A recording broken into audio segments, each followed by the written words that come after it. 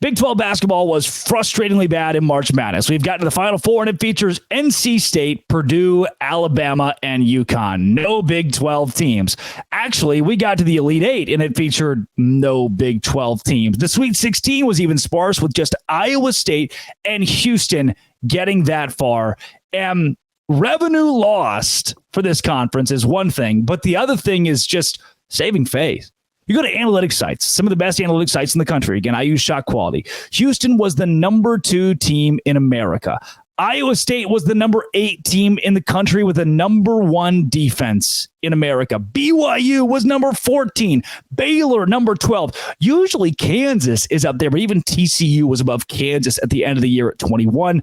Kansas came in at 27. Texas Tech was at 26. For the amount of teams this conference had in the top 40 analytically, Texas and Oklahoma also sitting there, you would think that the representation in March, that's what's baffling. What's baffling to me is this isn't just an eye test deal. Oh, Big 12 teams look good. No, it is the computer, the algorithm, the things you calculate both against conference and non-conference opponents say the Big 12 is not just good, but an all-time historically great conference. And it was not that this season in March Madness. It was the opposite. It was embarrassing.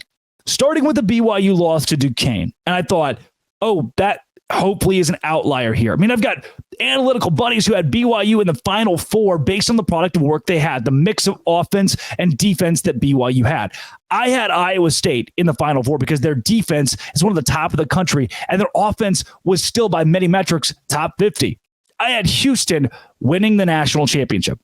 And look, you could argue that Houston was decimated by injuries to the point that that is what took them out so early. And early is the word that I'm going to use for a team that could have made the Final Four. Jamal Shedd's injury was very unfortunate. And I do think that had a key factor to play into why Houston is not still dancing today.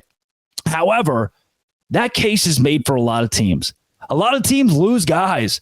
A lot of teams get to this part of March, and there is a certain essence of this that is luck, but then there's the idea of twofold. Here's how I'm going to put it. In a single game sample size, in a single elimination sample size, it is tough to judge a conference overall. However, if the SEC got to the same point in the year, the Elite Eight, and had 0 teams there, you and I would have made fun of that conference.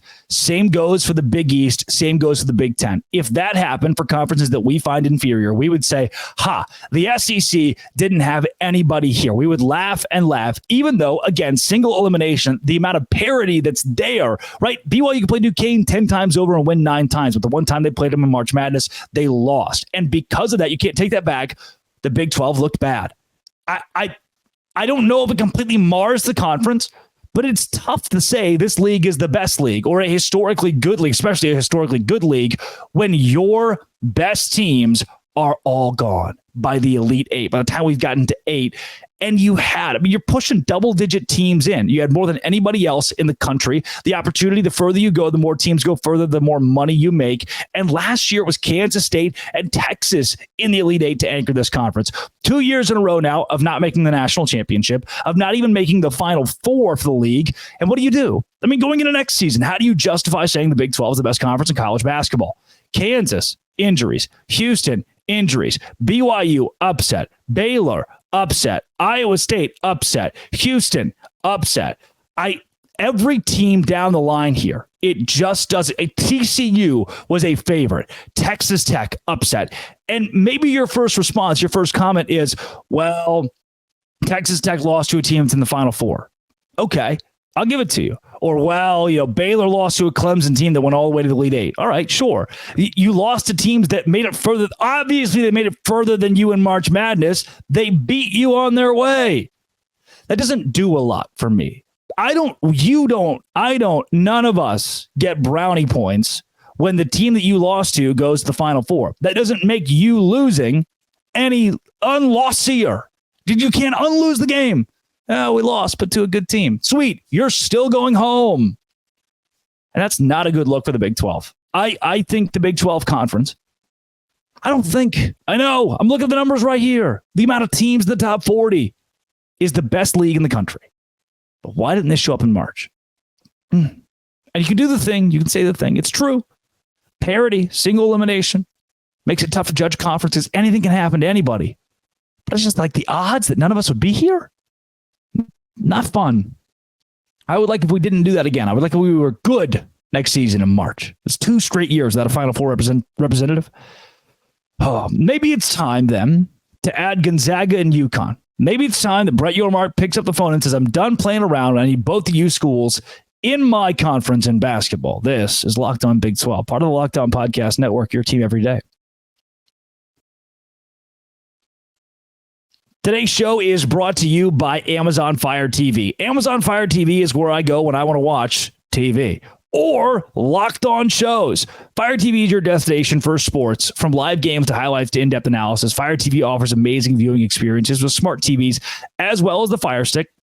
Plug it into your existing TV. It provides access to millions of movies and TV episodes as well as free and live TV. Whether it's opening weekend of baseball or the college basketball tournament, you're going to want to have a Fire TV. They recently created Fire TV channels where you get sports brands all for free, including us at Locked On and most big pro leagues and college conferences. Fire TV lets you dive into all the game analysis, the highlights, and more to keep up to date with the latest in the sports world. March Madness, NBA, MLB, and lots more. Not to mention great news, entertainment, gaming, travel, cooking videos as well. Check out Fire TV channels on Fire TV and Alexa devices. If you haven't checked out Fire TV channels, you should. Trust me. Learn more. Visit Amazon.com/Locked On Fire TV. Amazon.com/Locked On Fire TV to learn more today.